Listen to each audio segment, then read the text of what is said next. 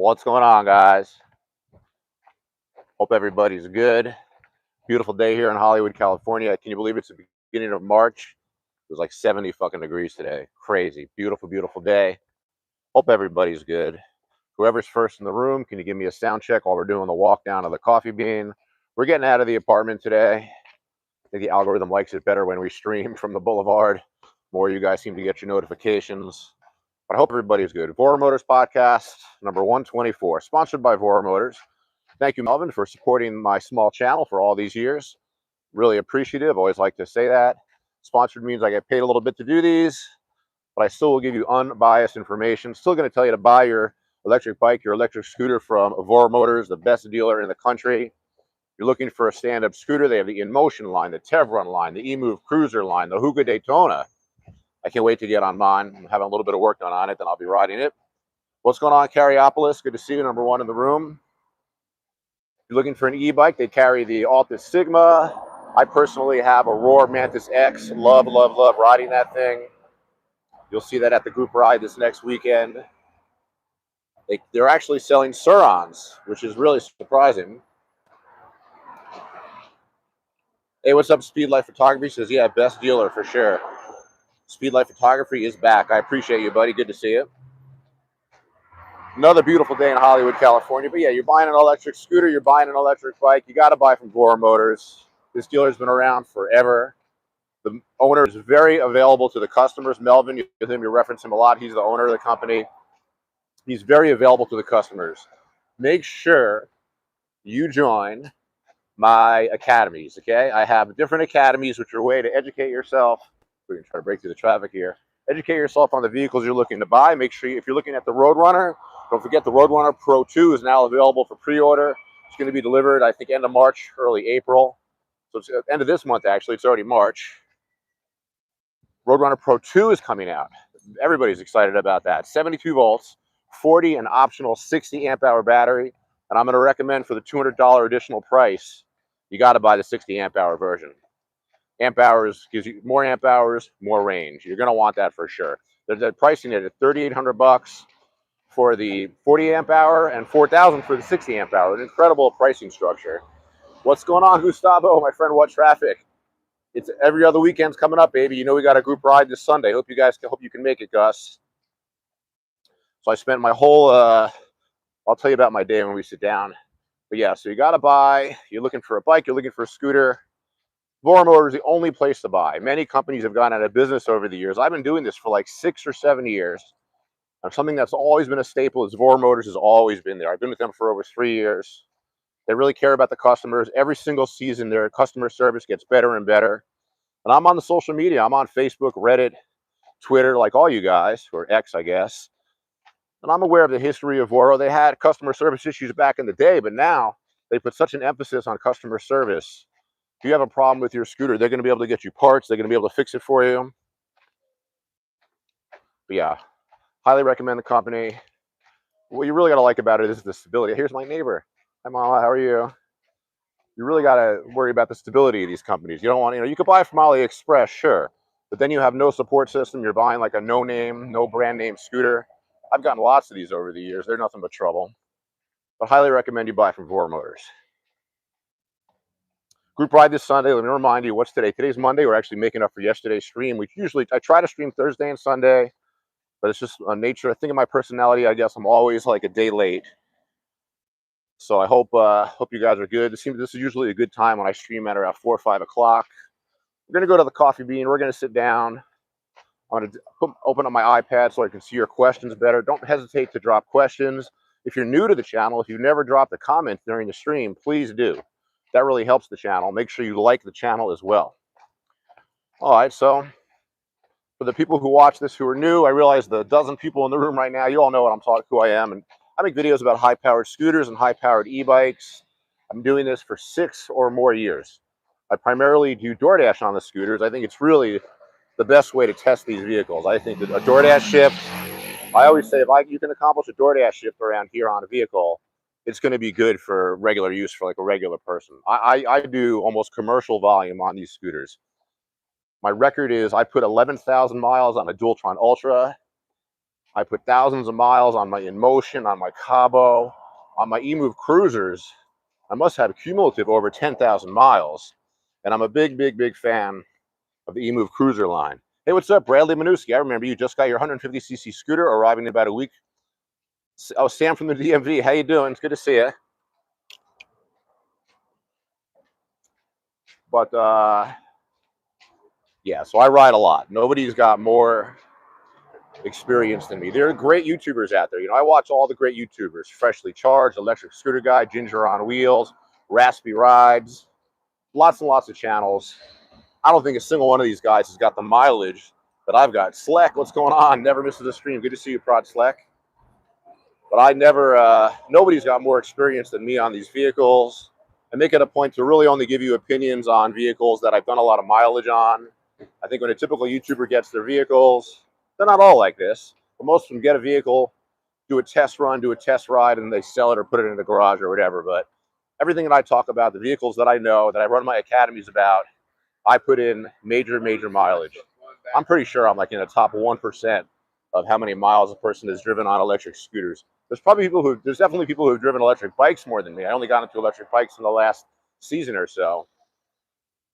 But man, I've probably got 30, 35, maybe 40,000 miles on stand-up scooters. I've got the broken bones to prove it. Had a lot of accidents. Last accident was in September. I dislocated my shoulder, tore my labrum really bad. I don't want to say I'm fully recovered from that, but I'm back in action. My arm moves. I'm jerking off righty again, and I'm feeling pretty good. I hope you guys are good. Hope you're enjoying your winter. I know if you're in the mid or east coast of the country, that it's fucking freezing out there. I talk to my younger brother basically every day. He's in New Jersey. He said, oh, it's not that bad today. It's 30 degrees. Crazy. I can't even believe that I grew up in a place where the weather was cold, because I'm such a pussy now, meaning like I can't take cold weather at all. Yeah, I remember that. Brad, I might get a gas moped. At least your jerk-off sessions are good. Yeah. I mean, yeah, I just twice in my life I had an injury on my right side. I dislocated my shoulder recently. 2022, I broke my collarbone. And yeah, I had to learn how to whack off lefty. It was no joke. But you know, they call it the stranger hand. It's like a new girlfriend. Anyhow, that's a little disgusting. But I feel like I'm doing pretty good. I'm recovered enough where I can work out a little bit. I'm doing yoga, I'm hiking, I'm training my legs. I've really been training my legs a lot. Busy out here. Boulevard is just fucking packed. Hundreds of $5 souvenirs. Bradley's laughing your ass off, huh? Well, we're gonna try to run this light now. Let's make it. Yeah, there's our spot. We have a spot at the coffee bean here I like to sit. It's a really nice spot, really nice background. Sound, you can hear me very well there. Kind of a lot of the ambient noise is blocked off over here. But let's sit our ass down, bust out my coffee in a bottle, and just bullshit. Melvin, the owner of the company, has always told me that he never gives me any directions. I can do whatever I want on the stream. So we basically just talk about stuff. Anything, really. Give me 1 second here. That comment got blocked, Bradley, but I released it. What Gus, my friend Gustavo says, make it PG-13, please. You got your kids in the room? Yeah, Gus, don't forget, group ride this Sunday. The other groups you have to be aware of. I'm already a little cold out here. My other Facebook groups. Hey, what's up, James Mysterio? How you doing? Bradley says, DoorDash and Uber has been such a shit show for me here. Less than $1 a mile. Like, what the fuck? Yeah, I have a good setup here. I feel like super blessed that DoorDash is still good. Like, I can still pull off 20 bucks an hour. Oh, you'll be there on Sunday? Oh, you don't have kids with Gustavo? I didn't think you did. I was just joking around. But yeah, we're gonna be group riding on Sunday. The group rides are just going fantastic. A lot of people show up. We did actually have our first accident last week. I know a lot of you guys saw the video because it got a lot of views. It's unfortunate that trauma is good for the channel. Zebra Steak Barbecue says, your husband said hi to me at Home Depot today. So sweet. What are you talking about? Are you talking to somebody else? But I don't have a husband. I don't have a girlfriend either. I got nothing. I'm single. But yeah. Oh, tablet. How you doing? I've never talked to you before. It says finally got the Roadrunner RS5 Pro. Thing is so aggressive. Oh yeah, I believe it. It's okay, Bradley. You can curse. If you curse or say anything dirty, I have to like clear it. But you're allowed to say whatever you want. This is like a channel for adults, so you can say anything you want. As you guys can see, we are out here on Hollywood Boulevard. Let me give you a little show. Boulevard is getting quiet. We're kind of leaving the busy season, and we're entering. We're in the heart of winter, even though it was like 70 degrees today. It was like 80 degrees this week. It's crazy. Yeah, total freedom of speech on here, Bradley. As long as you're nice to people, you can say anything you want. Speed Life Photography says, "What happened to your girlfriend?" I got dumped a few months ago. I'm very sad about it. I don't even want to. I try not to think about it. This fucking girl sent me into therapy. It was such a fucking tragedy. But I'm moving forward. Life goes on. I'm sure I'll go through this phase where I don't think I'm going to date anybody, and then I'll meet somebody. I appreciate it, Tablet. We were doing great, Speed Life Photography. I thought we were doing great, but I guess according to her, we were not.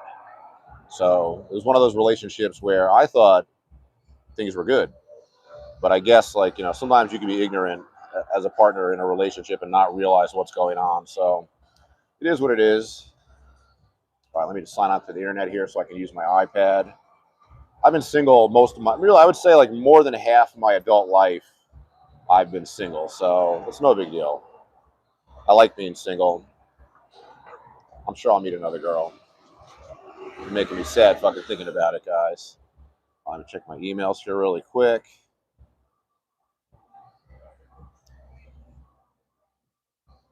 Bradley says, I hear what you're saying, man. She's missing out. You're a great guy, man. A real Jersey boy. I just want you to be happy, man. I appreciate it, Bradley. I did my best. One thing, I'm not really close to my dad, but one thing is that my dad did teach me when I was younger was, oh shit. One thing my dad did teach me when I was younger is just do your best, Speed Life Photography says, that's okay. You'll find your caramel to dark chocolate. Yeah, there's other girls out there. There's other girls out there. But hold on, it looks like my my PayPal thing here. I gotta do something online before we go any further here. But yeah, there's other girls out there. I mean, I've been single before. It can happen, and I'll move forward. I'll move forward. Nothing I can do about it. Life is good though. I got the easy life. What can I tell you? I always try to keep things in perspective. I have an amazing, amazing life.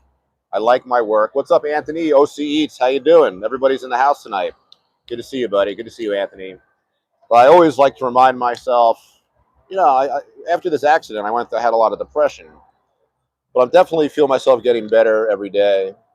And I got to remind myself that I have it all. It's like I'm just a working class person, but I have an amazing apartment. I live in an amazing, beautiful, safe neighborhood. I have lots of friends.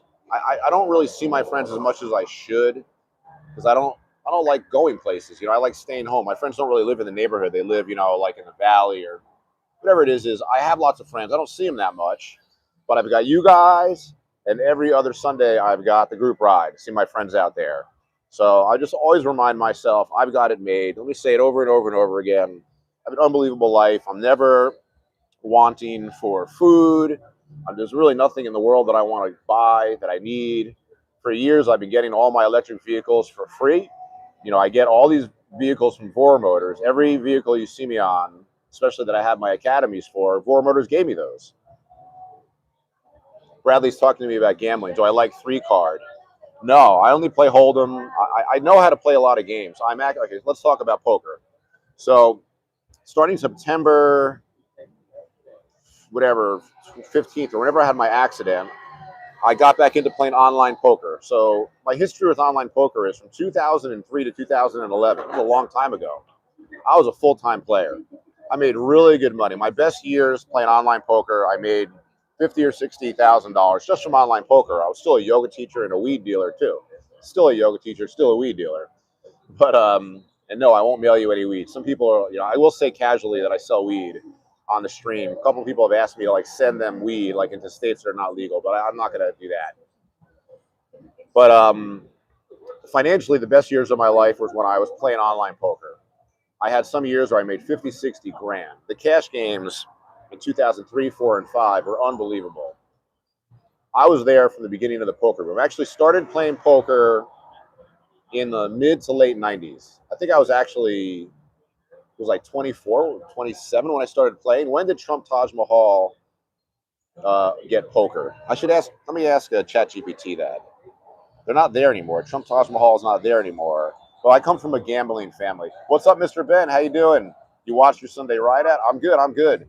Bradley, you quit smoking? I don't smoke that much anymore either. Let me ask. What year did Trump Taj Mahal in Atlantic City get poker?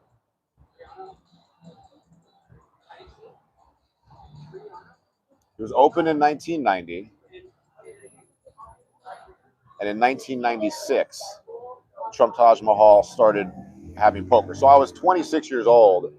You know, I come from a gambling family. Basically, more my mother than my father, but both my parents were serious gamblers.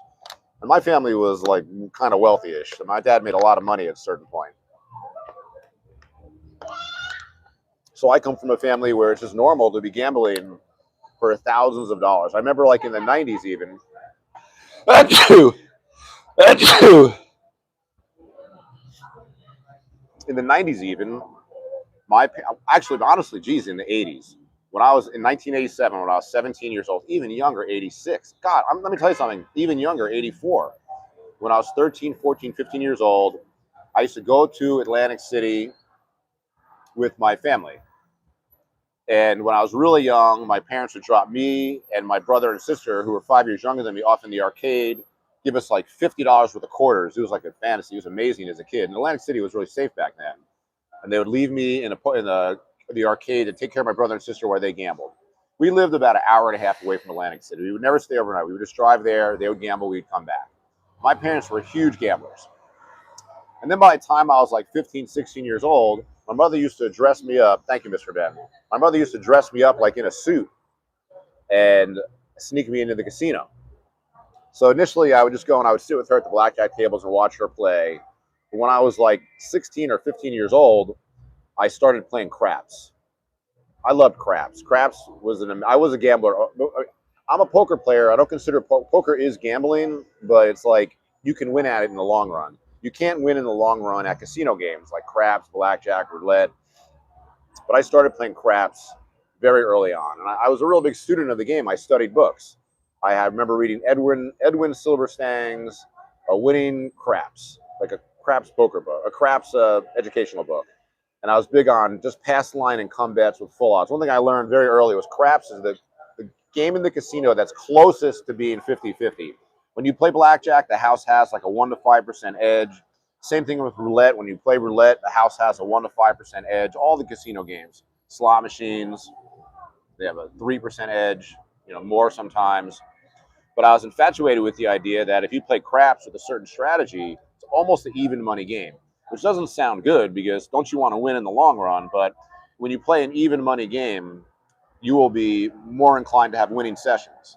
So I learned how to play craps when I was very, very young. And it also got me into math very, very early. I do have an accounting degree. What's up, Randall? How you doing? Good to see you, Randall Gauss. I do have an accounting degree, though, so I do have like something of a math background. Open up my iPad here so I can see your guys' questions a little easier. But I do have kind of a background in math. How's the sound? The sound is so good. I love this microphone. But hey, what's up, WS Biker Bird? How you doing? I don't recognize your name. Good to see you. Some new people in the house. It's always good. Tablet Q6L, you're new. It's good to see you. Got your Roadrunner going. Don Scott. My parents used to leave me at the supervised playground outside the EBRO Greyhound racetrack in Florida where they gambled. What's up, Sunman Lay? All the old school fans are coming out. I'm really, really thankful for you guys that are here for every single stream listening to me talk. I don't know how you do it. I'm sick of my own voice. I need to start getting more guests. What I really need is Eddie the Courier to show up. I haven't seen Eddie. I haven't been working that much. So this is all going to wrap around to online poker, that I've been playing online poker again. So, I played gambling games when I was younger. I used to go to Atlantic City with my friends when we were 17, 18, 19 years old. I mean, we were going when I was in high school, so I was 16 and 17. We would have to sneak in. It was really 21 years old to gamble, but we would sneak in anyhow.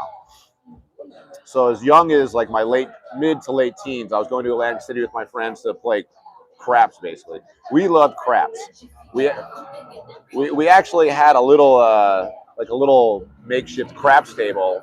We would play craps like in school, like during class. We'd bust out this little table and surreptitiously kind of play craps with each other.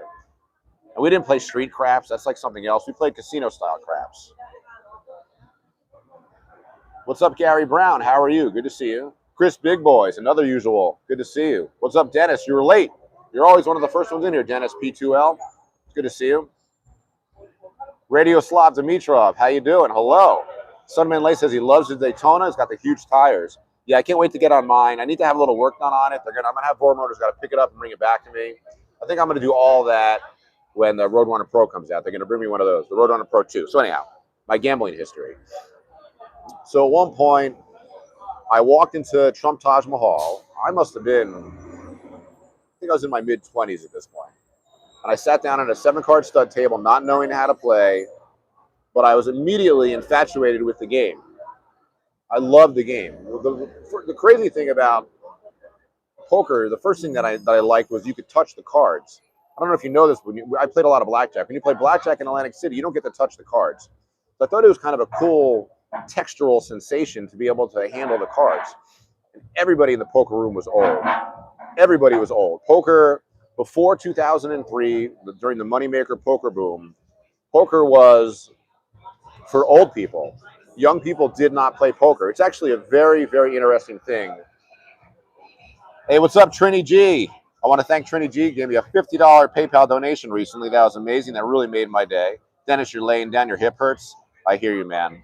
Sunman Lay, yes, I am going to get a Roadrunner Pro V2 when they're out. They're not out yet. I'm sure I'll get one. There's no guarantees. The way my deal with Voromotors is, it's all off the record. There's nothing official. But I'm pretty sure Melvin will either lend me a Roadrunner Pro for a long time or give me one. I'm not really sure. But I'll be riding one for a while, for sure. Yeah, Dennis says, hit the like. I appreciate it. But, so anyhow, I walk into a Trump Taj Mahal poker room, probably in 1996, and I'm immediately infatuated with the game. And I start, there was no internet back then. That was 1996. There's no internet. But I buy books. I bought like 7-card stud for beginners, 7-card stud for advanced. I started learning about the books from 2+2. 2+2 is like it's a forum, but it's also a publishing company where they make books on gambling, and they made all the initial poker books. So me being like, an ADHD, autistic type person, I got obsessed with it, absolutely obsessed with poker.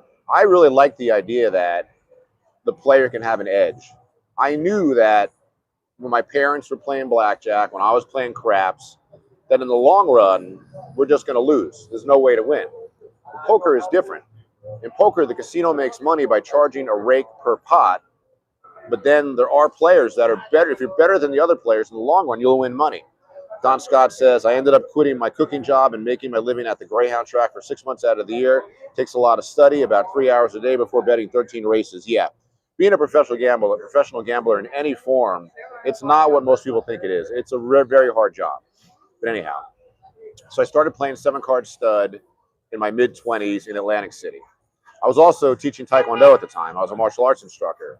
I basically would teach during the week, and on the weekends, I would go to Atlantic City. It was a pretty amazing lifestyle, actually. It was pretty crazy. I had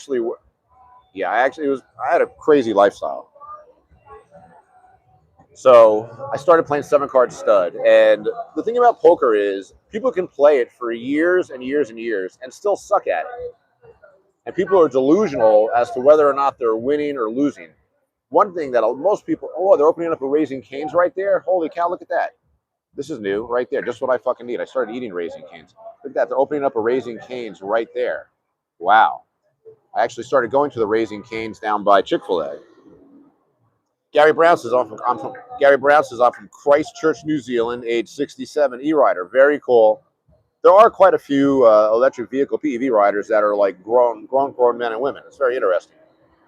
Bradley Minuski says, have there ever been any sketchy moments in your gambling career? Oh my God. Ask me that after I give you the history of my history, because I was a real degenerate gambler. I mean, the sketchiest moment was when I went broke in Atlantic City. Was I in Vegas or in Atlantic City? I was in Vegas, actually. I went so broke, I didn't have money for gas. So I sold this bracelet that my mother got me for my high school graduation. I sold this gold bracelet just for gas money. So I have my degenerate moments. I really matured into an experienced gambler, better at bankroll control, bankroll management as I got older. But when I was young, you know, like anybody else, you're willing to take crazy chances. So I started playing summer card stud. Every single one of my opponents had gray hair. It's amazing to think that poker is now really a young man's game, young person's game. Women, a lot more women in the game now than there ever were. I mean, back in the day, there were 0 women. You know what they say about poker? Poker was like a Rush concert. You go to a Rush concert, it's like all men. There's no women. So poker was all guys, and it was all like old guys. And I would say 90 to 95% of them really sucked at the game. They sucked at poker. 7-card stud was very much of a skill game. The skill in 7-card stud, which is you guys probably know Hold'em, where you have 2 cards in your hand and then 5 community cards. 7-card stud, you have 2 cards down, 4 cards up that everybody sees, and 1 card down. So some of your hand is hidden, some of your hand is exposed. So the real skill in 7-card stud was, as the dealer is putting the cards out, you got to watch the cards and see which cards are exposed and keep track of which cards are alive and which cards are dead. That's the thing about 7-card stud. It's a live card or a dead card game. So meaning if you have a pair, let's say you have a pair of 7s. Let's say you have a pair of 7s and a king. First thing you want to look at all the exposed cards. You're going to see, if you're playing an 8-handed game, you're going to see 32 exposed cards by the 6th round of dealing. That's 2/3 of the deck, right? That's 60% of the deck. But really, when they first put the cards out, you see 8 cards exposed. Let's say you have 2 7s and a king. If there's a 7 exposed in somebody else's hand or a king, the strength of your hand goes down. But if there's no 7s exposed, no kings exposed, that means your hand is live, and it makes your hand better to play. But these old guys, I don't think they could even see across the table. They were not watching the up cards. When I was, 7-card stud is it's almost like a better game than No Limit Hold'em, because you really have to pay attention. In Hold'em, you can almost like fall asleep. You can just sit there and look at your 2 cards and play from there. But stud, you had to really, really be alert. And one thing about me was I don't have like a good attention span. Like, I'm pretty sure I have like some ADHD. But if I'm interested in something, I'm hyper-focused. And let me tell you something. I used to play sessions, and I'm not exaggerating, 12 to 24-hour sessions. It's crazy. When I was in my 20s, late 20s, early 30s, oh, what are these guys on? Wow. Those are, whoa, some high-end electric bike, an electric motorcycle.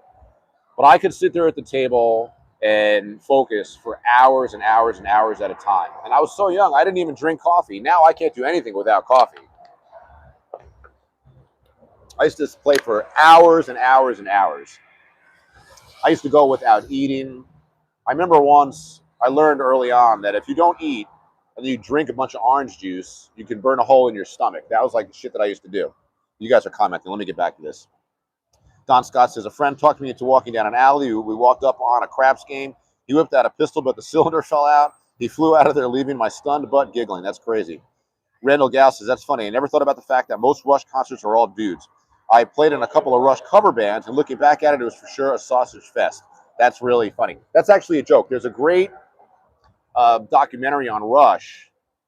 It's a clip, I'm not sure, where the guys are coming off stage, Geddy and Neil, and they're talking to each other, and they're joking. They said, did you see? There were 3 girls in the audience. It was amazing. There's 3 women. It was amazing.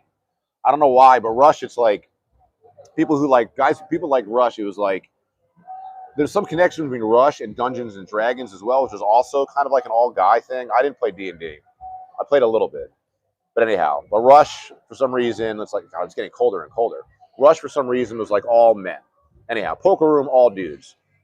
But my opponents were terrible. I once went, this is what got me hooked on the game. The thing about gambling is, when you first gamble, if you win, it's like a curse. If you lose the very, very first time you gamble, you're not going to want to do it again. First time I gambled, when I played craps, I won a shitload of money. So when I was like 15. So I caught the bug very early. And my parents were gamblers, like I said.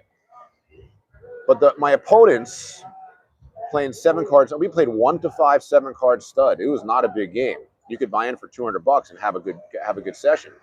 My opponents were terrible. I once went out of 25 weekends, I won 23 weekends like in a row practically, 23 out of 25. It was amazing. So I had visions of being a professional poker player at that stage. And then when I was 27, yeah, it was 96, 97, I moved to California, one, to be close to my friends. Actually, I moved out here in 94. I came back in 97 after I learned how to play poker. My friends all moved out here to be in the film business. I went to Ithaca College, which was a big film school, and most of my friends moved to California to be in the film business, my closest friends. So I lived like a year or two in New Jersey. I missed my friends, moved to California, really just to be close to Vegas. So I used to go to Vegas like for 3 to 7 days in a row. And I was still playing 7-card stuff. This was before the poker boom, okay? This is all before 2003. For those of you who don't know, 2003 is when Chris Moneymaker won the World Series of Poker and it initiated the poker boom. It's also right around when the movie Rounders came out, which also initiated the poker boom. So I came out here, and, you know, Vegas is different than Atlantic City. The players in Atlantic City were not good. The players in Vegas were the best players in the world. I didn't realize what I was getting myself into. So I came out here for about a year and went broke.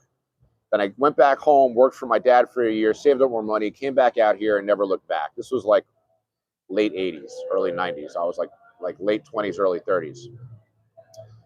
So then I stopped playing 7-card stud, kind of just became a yoga teacher, weed dealer, you know, real degenerate.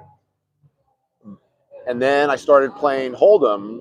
I don't even remember what got me started playing Hold'em. And also before the poker boom, we played Limit Hold'em, which is a much, much different game than the game that you're familiar with if you learned poker in the last 20 years. Now everybody plays No Limit Hold'em, which is a way better game. Limit Hold'em is a grind of a game. It's really just a game of patience.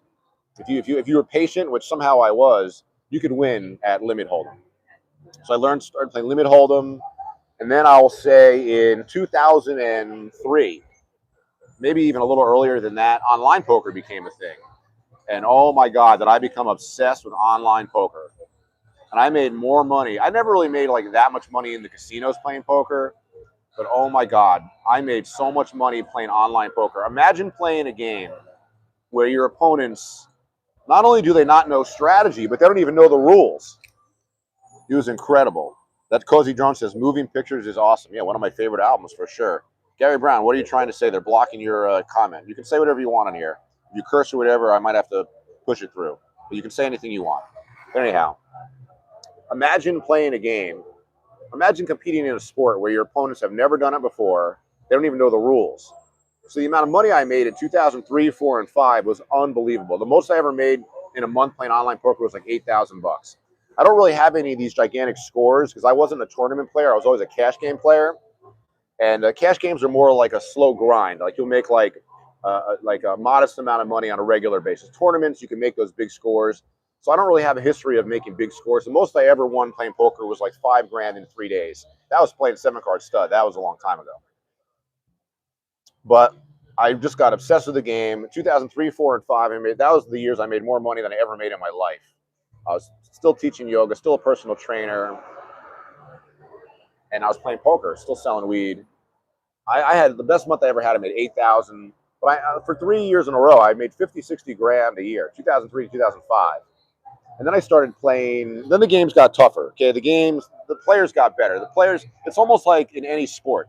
Like if Babe Ruth or Mickey Mantle played in a professional baseball team today, they wouldn't even be allowed on the team. They'd be the worst player on the team.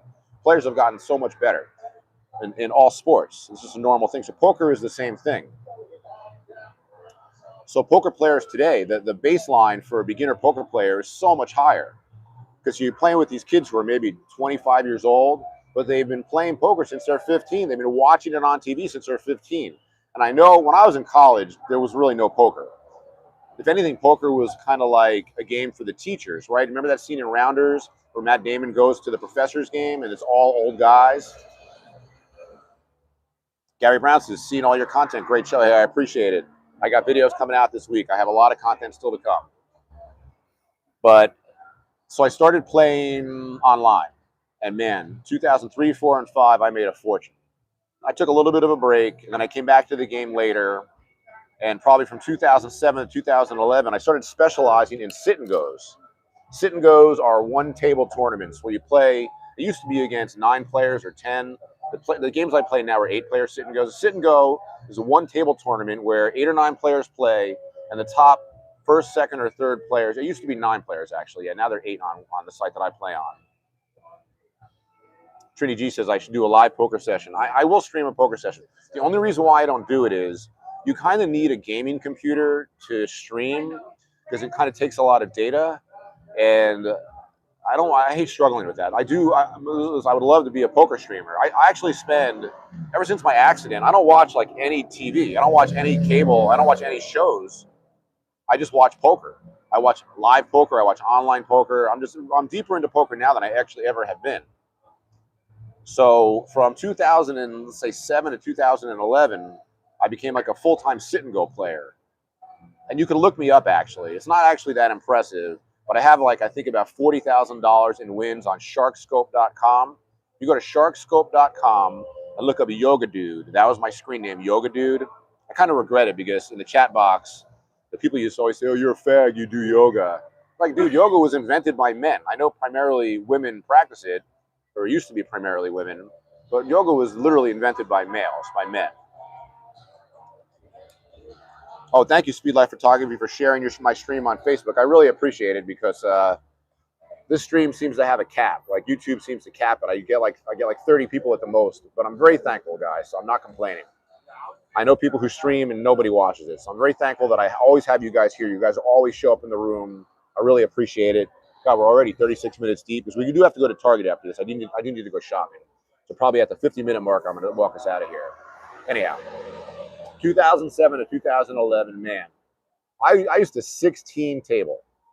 That means I was playing 16 tables at a time. I had special software, so instead of using a mouse, I actually used an Xbox controller to move the tables to bet, check, raise, and fold. And that made it so I could play 16 tables at a time. People watched me play, and they couldn't fucking believe it. But it was a pretty common thing. It was pretty common for guys to play even more than 16 tables. You can play, there were some guys who 24 tabled. I limited it to like 16. And the reason why I could 16 table is my strategy. Oh, look at these kids. That's why those are the kids that are getting these bikes banned. But so I used to 16 table on PokerStars, and it was an amazing lifestyle. I was actually also on Adderall for like 4 years. I used to play Thursday, Friday, Saturday, Sunday, and take Monday, Tuesday, Wednesday off. I wasn't even like working out. I was in really bad shape. But I used to like take my Adderall and play poker for like, I'd play from like 3 o'clock to 11 o'clock. The games are always better at night. So I would start later in the day. I always say poker is an activity you do in the dark. You start during the day before you know it, it's nighttime. But anyhow, I made so much fucking money. I made more playing cash games when players were worse. But as players got better, the games were harder. I still made pretty good money. So 2007 to 2011, I was a full-time sit and go player, and I specialized in $16 sit and goes. And man, it was an incredible lifestyle. It was incredible. I made great money. It was super fun. Totally took it for granted. And then one day in 2011, I go to sign into the site, and it says the Department of Justice has seized this site. It was crazy. It's called Black Friday, which is a term they use for different things now. But poker has its own Black Friday. It was on a Friday, and PokerStars and all poker in America was banned. Now, we kind of knew this was coming. They talked about this in the discussion groups and the forums for a long time. But we never thought it would happen. One day, boom. So if you don't think the U.S. government could shut down a website, you're wrong, because they did. So boom, overnight, poker was gone. It was terrible. That's what actually, it was a good thing, is it got me more into being a personal trainer and a yoga teacher, which is it's a better lifestyle. But so that was 2011. And I have not played poker for the next 14 years. Okay, I didn't play poker at all. I don't like live poker. Live poker is too slow. I don't like dealing with the people in the poker rooms. The people in the Los Angeles poker rooms are just fucking degenerate scumbags. So I don't like live poker. I hate live poker. It's just too slow. Once you're used to online poker, the speed of it, you get addicted to it. It's highly addicting. The speed of it. They say if you go to a GA meeting nowadays, half the people in a Gamblers Anonymous meeting are like older guys who are sports bettors, recovering from a sports betting addiction. The other half are online poker players. Online poker is kind of like the crack cocaine of poker, meaning that it's super fast, it's super available, and you don't really need a lot of money to play because you can play really small stakes. So I hadn't played for 14 years. Had my accident in September. I knew I was going to be home a lot. I had been hearing about WPT Gold, which is a site that is now legal in America.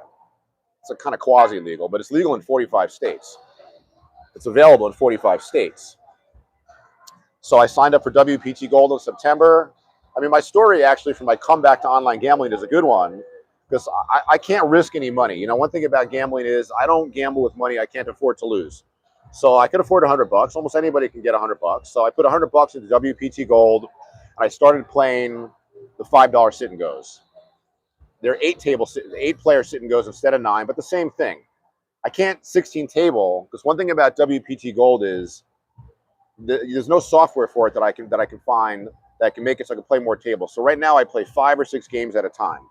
So I started playing the $5 sit and goes, and I turned $100 into $500 in like a month.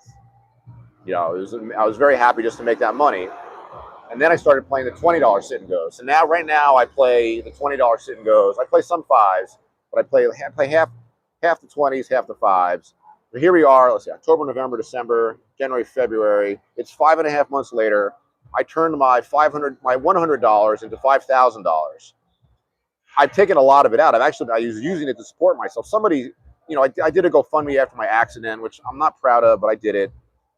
Somebody said, "Oh, you're gambling with your GoFundMe money." No, I basically won my gambling money. So in the last 4.5 months, I turned $100 into 5,000. I pulled $3,500 of that out to pay bills, to pay rent. You know, I was out of work for a long time. Yeah, thank you, Speedlight Photography. I feel like I am a smart gambler. I feel like I could really teach people about competent gambling. Because I'm not like a risk taker. I have very low tolerance for risk, even though arguably driving these fucking scooters is a high risk thing. But so I started playing poker again. I've been playing for 4.5 or 5 months, and nothing makes me happier. Honestly, it got me through my breakup. My breakup destroyed me. For those of you guys who know me, I'm still affected by it. Oh, there's another kid on a little bike. I'm still affected by it, but I'm getting better every day. But poker is amazing because if you can't stop your brain from thinking about something, thinking about your ex-girlfriend, what did I do right? What did I do wrong? What could I have done differently? Poker pulls that out of your attention, pulls that out of your mindset. So for almost 5 months, every single day, I play at least 5, 6, 7 hours a day. And I have a strategy where one thing I've noticed is now that I'm older, I get tired when I play. Like really, my eyes get tired from looking at the screen. When I was younger, I didn't have to use reading glasses to see the goddamn computer. But now I have to like use reading glasses to see my screen. What I do is I play on a laptop that I have plugged into a bigger monitor, so it has more space. But it's amazing to be back playing poker, especially sit and go, something that I specialize in.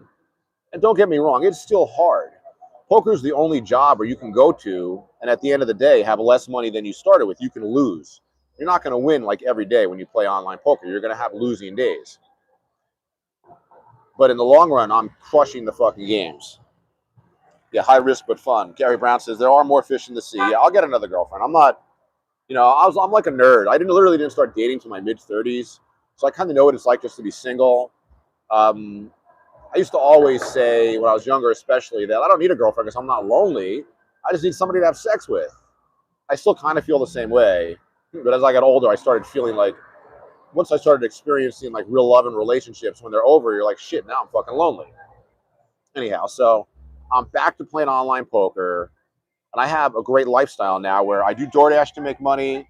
I still have a few personal training clients. I make money from the podcast. If I sell a scooter through my Voromotors link, I make money from there. I still have some smaller non-Voromotors companies sending me vehicles, which I make money usually just by selling the vehicle. I make money through my YouTube channel. So I've got like 5 sources of income. They're all small. Don't get me wrong. I'm poor. I'm fucking broke. I live week to week. I have an Acorns account with a couple $1,000s in it. I'm trying to save. Actually, since my last accident, I put more priority on saving money. So that's why we're going to go to Target and buy some food. I hardly eat out anymore. I try to cook all my own food. But I have an amazing lifestyle, and I'm so happy to be back playing poker. So so today, I woke up, I did a workout. The only exercises I can really do, I can do curls, I can do rows, and I can do flat presses, but with a light weight. I have to go lightweight. Like I'm only lifting enough to kind of put blood into the area. I can't push myself hard anymore. This shoulder is like, if you pulled on it, it would come out of the socket. You know, I didn't have the surgery. The doctor told me the problem with the type of accident that I had is, in the future, thanks Trini, I appreciate it. In the future, you're more inclined to have the shoulder dislocate again. So I didn't want to have the operation. I thought it'd be too traumatic. So I'm walking around with this shoulder that it doesn't hurt. It's a little tight, but I can't push it. I can't really like push myself, but I can still exercise. So today, here's what I did today: is I got up. Hey, who is that? Chief Cookie Script. How you doing? Chief Cookie Script Crip Crisp Crisp. Chief Cookie Crisp Crisp. Chief Cookies Crisp Crip. Good to see you. What's up with you? How you doing? So the day today was, I got up, I worked out for like a half an hour. I did curls, presses, rows, all light, all high reps. I'm lucky to have a gym in my apartment. And then I trained my client, Evan. I have 3 clients left over. Before COVID, I was a full-time trainer. I had like 12 to 15 active private clients. And I was teaching yoga at the park, which I don't do anymore. I am going to bring that back. So I worked out, had a good workout. I did my upper body and I did legs. I did squats and lunges. I'm getting more and more into training my lower body. Because one thing I've noticed with people is, as you get older, you lose your leg strength. You lose your balance and your strength. This is just like a normal, common thing. But so I've really been training my legs. I think there's nothing better than squats and lunges, all unweighted, all calisthenic, all body weight. That shit's really important. So did that. And then I sat down, started playing poker at about 11. I did that, jerked off, took a nap. Sorry, I hate to be graphic. But I get, after I get up early to train, then train my client. And then I jerked off, took a nap. I got to stop saying that. I'm sorry. I think it's funny, though. Took a nap. I got up at 11, and I played poker from like 11 to about 4:30, and I had a really good day today. I made about 140 today playing poker, which is really a lot. I don't think I average more than $1,000 a month at the stakes that I'm playing right now, so that's only like $30 a day. So when I have a day where I make 140, that's a big day. A losing day for me, I can lose like 100, 120 is the most I've lost in the last 5 months on any given day, which is nothing. My bankroll right now online is about $1,600, and I pulled a lot of money out of the account. But I'm slowly playing higher stakes. I'm playing the $20 sit and goes instead of the 5s. And they do have $50 sit and goes, which I'm a little hesitant to play because I feel like at that level, there'd be more collusion where people share their cards with other players and cheat. But I couldn't be happier. Hey, Vasilos, how you doing? How are my dogs doing? You might not have heard. I'm sorry it's your first time hearing this. Right around the time my girlfriend broke up with me in September, October, both my pit bulls died. They died peacefully. Just so you know, I had to put down my oldest pit bull, Max, and Ripley, my older but younger than Max pit bull, died like right in front of me in my apartment. Like, she was pooping blood for a couple days, and she just very quietly passed in front of me. I mean, I was sad, but I've lost dogs before, so I was ready for it. I was like used to it. I knew my dogs were old. It's okay, Vasilos. I've lost a lot of dogs in my life. I think I've had 5 dogs in my lifespan, or 6. So it's like I'm kind of used to when they die. They don't live forever. They have a limited lifespan. But one thing I'll tell anybody whose dogs that have died, if you're like a modern person and you're not living in poverty, like, you give dogs a life that's unbelievable. My dogs have an unbelievably pampered life, always have food, always have attention, we're always walked. And I'm home a lot too. That's what a dog really wants. Like, what does a dog want? What does a dog want more than anything else? A dog wants you to be home. So I'm down to Bishop, my Chihuahua. And, it's funny, when my pit bulls died, I don't think Bishop cared at all. He never really gave a shit. He never really gave a shit about the pit bulls. He pretty much ignored them. Let's put the hat on here, getting cold. But, so yeah, I still have my Chihuahua. I was thinking, usually when one of my dogs die, I immediately get another dog. All right, we're gonna go to Target now. I immediately get another dog, but I kind of decided that I'm really liking like the one dog lifestyle. It's like a lot easier, to be honest with you. Hold on, I got a message here for a review. One of you guys are probably cursing or saying something. Let's see here. Okay, Velo says, "Go get laid." Listen, it's not that easy. I need to, but meeting girls is tough. I'm actually going to go to Mexico. I'm going to get a girl. I'm going to get a girlfriend in Mexico. I'm going to meet a girl in Mexico that works in a bank and make her my girlfriend. I want to meet like an office worker, like a regular girl. But I'm probably going to have to like leave the fucking country to meet somebody. I mean, that's not true. I'm just feeling negative. You know, after a breakup, this literally has happened to me a million times. Where, by the way, look, I like this girl right here. Look at this girl right here. I'm in love with this girl right here. Look at this girl, man. Oh my god. I don't want to be a creep. That's my type right there, though. But yeah. So I'll get another girlfriend. Every time after I break up with a girlfriend, I get this feeling that I'll never get another one. But it's not true. I'll meet another girl. I'll meet another girl. Like I know I have value. I know I'm a good boyfriend. That's for sure. My ex-girlfriend will tell you something different. Oh my god, this girl's following me now. I know I'm a good boyfriend. I have a lot to offer. You know, I don't have money. That's one thing. It's like it's easy to think if you're poor, it's hard to get a girl. But I have a lot to offer. You know, I'm a very emotionally supportive boyfriend. My people, Jewish guys, are known as great husbands, great spouses. I'm just a guy who's a nerd, you know. So when I was younger, I didn't get girls. So it took me a while to grow into it. I literally didn't start dating until I was like in my mid fucking 30s. But I'll get another girl. It'll happen. But I might go to Mexico, meet a girl there. I keep wanting to go with Wilser. Go talk to her. I can't. She's too pretty, dude. She's right behind me too. Yeah, I should. I don't like bothering girls on the street, you know. Hey, what's up, Dashiro? How you doing, buddy?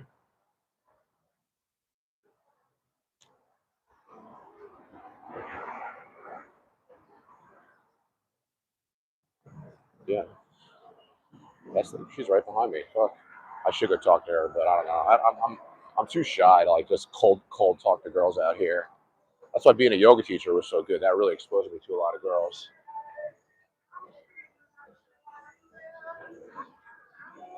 Yeah, she's awesome. She's probably too young for me though.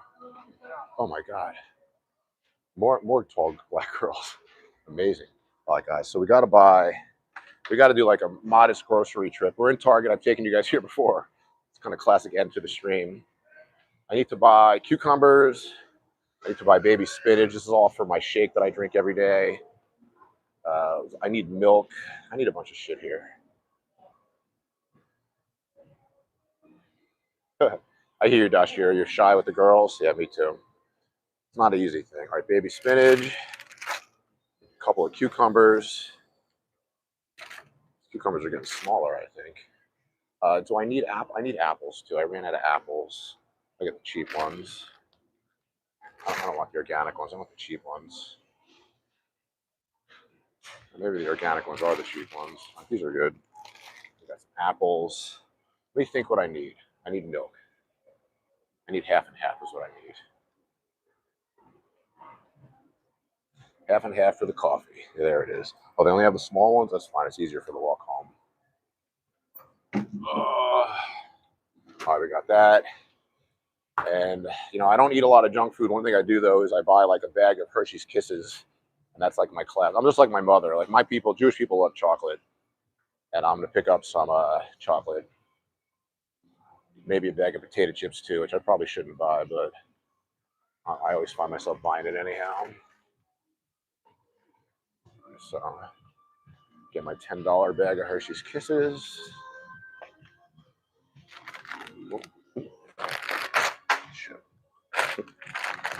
There's like a 2,000 calorie bag of chocolate. I try to make it last at least 3 days, and I feel like that's fine. Not so bad. Oh, you know what? Maybe I'll get some chips too. Yeah. I buy like the cheapest potato chips. What happened to the cost of like chips? Like if you want to get a bag of Doritos, it's like $6 plus for a full size bag. It's fucking insane. So I buy like the no brand name. I'm actually kind of in the mood for puffy Cheetos. Actually, maybe I'll put this back and grab some puffy Cheetos instead. Nah, I don't know, man. Yeah, I think that's what I'm gonna do. I love puffy Cheetos.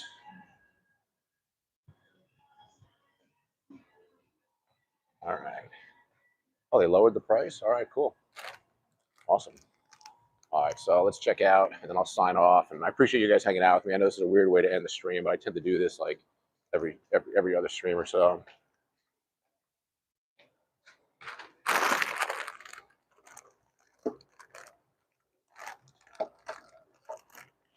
Yeah, but I'll be doing deliveries tomorrow, guys.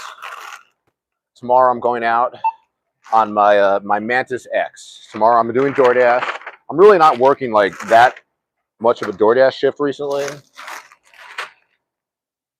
because I'm making enough money playing poker that I can do without it. But I still need to keep the channel going. So I'm doing deliveries at least 3 days a week, so I can make 3 videos, make a couple $100. And I'm working obviously on my Voromotors vehicles almost exclusively. So tomorrow I'll be out there on. Tomorrow I'm going to be out there on my Roar Mantis X. I haven't done deliveries on that for a while. So I'm looking forward to going out there. But yeah, I love working on that bike. Actually, it's like super fun. Chief Cookie Crisp is when I start talking to a girl, my hands start to shake like crazy. You know, water seeks its own level. Most of my fans, I feel like we're similar types of people, you know.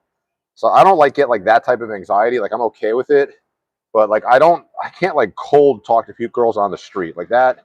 It's just something that I'm scared of doing. I feel like girls don't want to be bothered out there. It's like, well, I never met a girl at the gym, you know. I never met a girl in yoga class when I was a student. But being a teacher, being a yoga teacher was different. I definitely met girls as a yoga teacher. Like the yoga teacher, like that's like pure game right there. All right, bye. It's good to see you, Dashiro. You're going to bed? I hear you. I hear you. All righty. So I want to sit down and sign off here. Actually, I'll take us a little around the corner, then I'll sign us off. Live stream, bro? Hey, buddy. Yeah. What's up, guys? Young people love the live stream. It's funny. But yeah. So I'm gonna go around the corner here, put the camera down, turn it off, and sign off. But anyhow, guys, buy your scooter from Voromotors, buy your bike from Voromotors, support the company, support me, use my links. Lots of content coming out. I got tons and tons of video content coming out soon. I got lots of eMove Cruiser videos. I got Roar Mantis X videos. I will have Huga Daytona videos eventually. My InMotion took a shit on me, so I need to get that fixed, and then I'll be out there on that. But I'll be posting a lot of videos this week for sure. I'm trying to put at least 2 or 3 long-form content videos out every week. You might have noticed I've also been putting out some shorts. Shorts is really hardly any money in them unless you get like 1 million views. My friend Wilser has been making thousands of dollars every month from his shorts. It's fucking amazing. I'm super impressed. But anyhow, there's a ledge up here. I'm going to put you guys on, and I'll sign off. Where would you buy a new battery for your scooter? If I had to, well, I have great connections in Voromotors, but AliExpress. If you're looking to buy any parts, you know, I get all my tires and my brakes from AliExpress. So batteries you got to be careful because when you install a new battery, you burn your fucking house down. You got to be careful with that. The AliExpress is the place to go. Otherwise, you can probably buy directly from Voromotors or other dealers. But you can get a good deal on batteries from Ali for sure. Just be careful when you're installing it. Don't burn your fucking house down. Almost at this ledge. I'm gonna put you guys down and sign off. It's so nice out, man. It's almost. I think we're gonna skip winter this year. We haven't really had hardly any cold days. It's gonna be like in the 70s all week for the rest of this week.